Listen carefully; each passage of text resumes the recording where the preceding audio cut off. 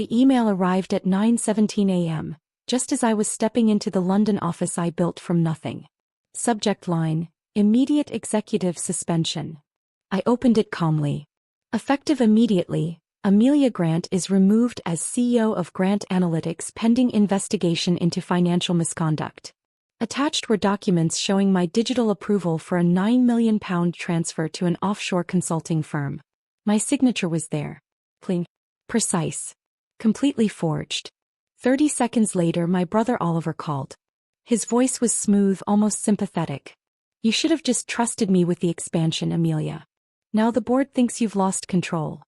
I didn't argue. I didn't defend myself. I simply looked across the glass lobby at the company logo bearing our family name and realized something very clear.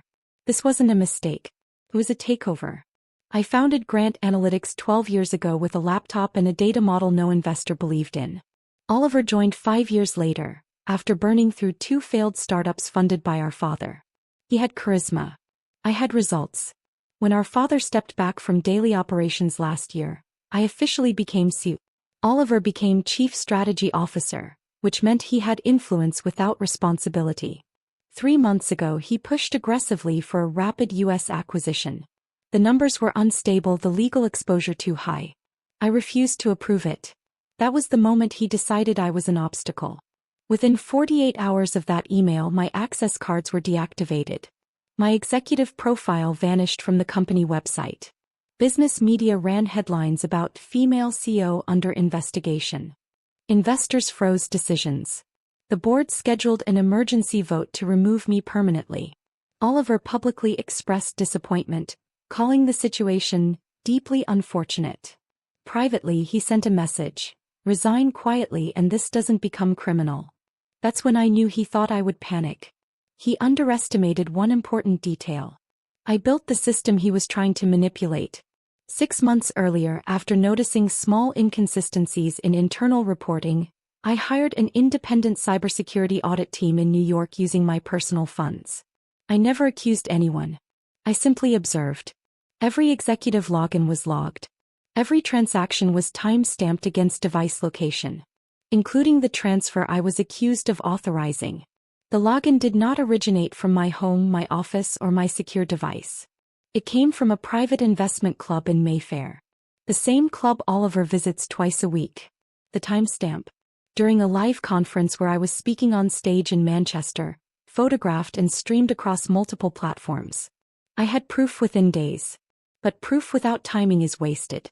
Instead of releasing the evidence immediately, I triggered a clause buried in our original shareholder agreement. Founder Review Provision 11C. Any allegation of executive fraud against a founding director required presentation in a full shareholder session before removal. Most of the board had forgotten that clause existed. I hadn't. The emergency shareholder meeting was scheduled and streamed to investors in London and New York. Oliver sat across from me confident. The accusations were read aloud. I stood steady and projected the forensic report onto the screen. IP logs. Device identifiers. Geolocation data. The offshore consulting firm traced through 2 holding layers to an entity registered by Oliver's longtime associate. Murmurs filled the room. I didn't raise my voice. I asked one question. Why would I authorize a transfer from a secure internal system while publicly speaking at a live conference? Silence answered. Then I displayed entry logs from the Mayfair Club.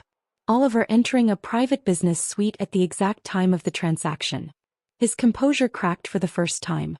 Finally, I presented an email recovered during the audit. Once she's removed, we restructure voting power. Sent from Oliver's encrypted account to the offshore director. The room went still. Within minutes, the tone shifted. The vote that was meant to remove me instead suspended Oliver pending full investigation. But I wasn't finished. Betrayal inside business is one thing. Betrayal inside family is another. I announced immediate governance reforms. Dual authorization on major transfers, independent ethics oversight and redistribution of automatic family voting rights, including reducing my own. An investor asked why I would limit my own authority. I answered clearly. Because unchecked power creates the environment that allowed this to happen. That statement changed the narrative. By the end of the day, market confidence began recovering. Media headlines shifted from scandal to exposure. That evening Oliver came to my townhouse. No cameras. No board members. Just us. You humiliated me, he said quietly. I met his eyes. No. He tried to remove me. I prepared. He blamed pressure. Expectations. Living in my shadow. Maybe some of that was true. But intention matters more than insecurity. You didn't want partnership, I said calmly. You wanted control without earning it. He had no response. 3 months later, the investigation concluded. The evidence was undeniable. The board removed him permanently. Legal consequences followed through corporate channels, not personal revenge. I focused on rebuilding trust internally and expanding responsibly into the U.S. market, this time with stronger compliance and transparent oversight.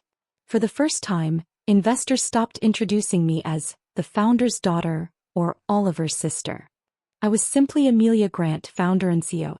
I used to believe revenge meant public destruction. Now I understand something sharper. Real revenge is preparation. It's patience while someone else underestimates you. It's allowing the truth to surface at the exact moment it cannot be ignored. They attempted to erase my authority from the company I built.